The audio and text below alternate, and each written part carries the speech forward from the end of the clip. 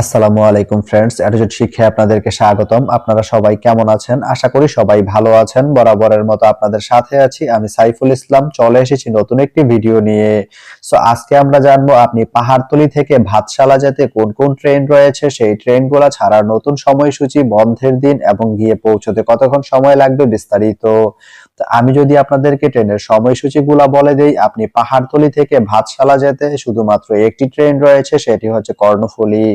কর্ণফুলী ট্রেনটি পাহাড়তলি থেকে ছাড়বে সকাল ৯টা ৫৭ মিনিটে এবং এটি ভাতশালা গিয়ে পৌঁছবে দুপুর ২টা ৩৮ মিনিটে। এই ট্রেনটির কোনো অফ ডে নেই।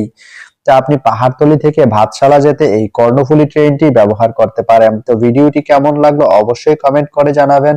আর ভিডিওটি যদি ভালো লেগে থাকে বা আপনার কোনো উপকারে এসে থাকে তাহলে ভিডিওতে একটা লাইক করে দিবেন, কারণ আপনার একটা লাইক আমাকে অনেক ইন্সপায়ার করে নতুন নতুন আরো ভিডিও বানাতে। তো ধন্যবাদ সবাইকে ভিডিওটি এতক্ষণ ধৈর্য ধরে দেখার জন্য। ভালো থাকবেন, সুস্থ থাকবেন, এডুকেট শিক্ষার সঙ্গেই থাকবেন।